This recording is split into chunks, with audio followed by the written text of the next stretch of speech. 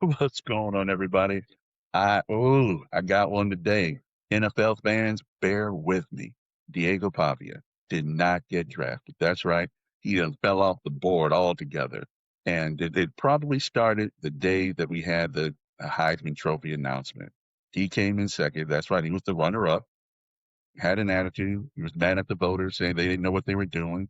Was out at a club, had a sign that said F Indiana, which the winner Mendoza went to. Not a good look. But then we have to go back a little further, and I'm sure you guys know this stuff. He won a championship when he was at the military university. Won 10 games when he went to New Mexico State. But then when he was at New Mexico State, he went to a rival college and urinated on their practice field. That's not good. And so this young man, he's showing that he has some issues, some anger issues, which a lot of young men do when they're trying to prove their point. But I want to know when the NFL, when they really started just bearing down on this, man, because my understanding, they weren't winners. He would not have been the first guy that would have seen an NFL team just say, you know what, dude, we're going to take a shot at you. You're not going first. You're not going second. You're not going third. You're not going fourth. We're going to pick you in the fifth round. We're going to see what you're about. We're going to see how hard you work, what you're willing to do. Because you're talking about you want to be a starter. And what you have is not leadership qualities right now, man. Because one, they already look at you because you're looking too damn short. You're out there. You're shorter than any NFL quarterback in NFL history. And that's something that we all know is like, man, Kyler Murray, what's he going to bring? Well, Kyler Murray was a hell of a stud. He was a hell of an athlete, a great arm. So he was able to get in those situations where he could not look over the pocket, but he would create a crease where he could see through the pocket and get the ball to where he needed to get to. So that clears that up. But this NFL police, man, come on, man. Come on. If somebody's good enough, you usually take you take a chance. And like I said, it ain't a first round chance. Sometimes those picks, Mr. Irrelevant. Come on, Brock Purdy's the only Mr. Irrelevant that's ever been relevant after not being irrelevant. So when we look at those things, man, it's not a big flyer. You just pick a guy because you know what? He looks like he can get out there. He looks like he can do what he needs to do on that football field. But they got that Menzel thing. Menzel's right here. And you know what? Pavia likes Menzel. Hung out with Menzel. Man, are you crazy? Young buck, you need to just distance yourself. I know it's hard. I know it's damn hard. But if this is the league that you say you want to be in, that you say, because it ain't no just an open door policy where you can just walk in and say, "Hey, I'm going to be an NFL quarterback in the NFL." It's not how it works. You got to try hard.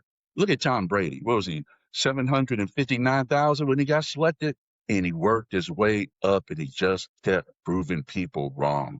I was looking at clips today of athletes who, what they were saying, their marks after they went to the training camps, and just like, oh, this kid can't do this. Oh, this kid can't do that. J.J. Watt's never going to be doing this. And you just go, whew, all right, people can be wrong. People can be wrong. Pavia, let them be wrong about you, and you prove them really wrong, and you prove yourself really right, man. Step the hell up. Stop acting like a kid. Yeah, everybody wants to be a starter. You said it. You don't need to say it anymore. Find somebody. The NIL money. Go get you a trainer. Do the right things. Let them see on paper that you're out here trying to get better. That you're trying to get your mental right. Because when it comes to this football game, man, you know how many guys who are good that aren't in the league? I had a cousin, and I know I talk about him a lot, but it's my reference point. And he was in the league because he was a great professional. So many guys in so many of these leagues, they're just great professionals. They may not be the best person, the best players, but they're good professionals. And that's what you need to learn how to be, man. Learn how to be a professional. Learn how to be that guy at Amazon, executive. Yeah, I'm just saying, just from a professional standpoint, man, get it right. And you may go there. But I was sitting there thinking this morning, I know who would have taken a chance on Diego. I know. And that'd have been the guy right there. Just win, baby, Mr. Al Davis. Oh yeah. He would have taken a chance on him. Because he would have loved to see that kid with some moxie, some urine in his blood. What the hell's wrong with this kid? Like, I don't know, but I like him. Because we all know that Al loved him fast. If they could run, let's get him on the team. If they had a big arm, let's get it. And then if you can bring some edge to my Raiders, let's bring that edge. Yeah, bringing edge to the quarterback room, I don't think that ever would have been a problem with Al.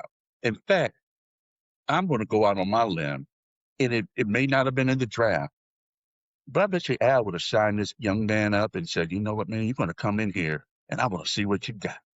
Let's see. Let's get out there, Pavia. And he would have learned how to just integrate them in there. It's like, hey, you know what? We know who our number one is. We know Mendoza ain't going nowhere. He's our number one. But guess what? Coach, what if we created some schemes for him? What if we get him in there and we go like Pittsburgh Steelers back in the day and we make him slash? We know he got the wheels. He's tiny. So we know he can get in and out of those things. Man, Al Davis would have ate this up like biscuits and gravy. Tell me what you think. Tell me what you think about Diego. Am I wrong? Am I right? Put some posts down there. Give me some thumbs up. Give me some thumbs down. Love to hear from you. It's your guy MP. This is the No Safe Take, and this is No Safe Take of the Day. Talk to you soon. Peace.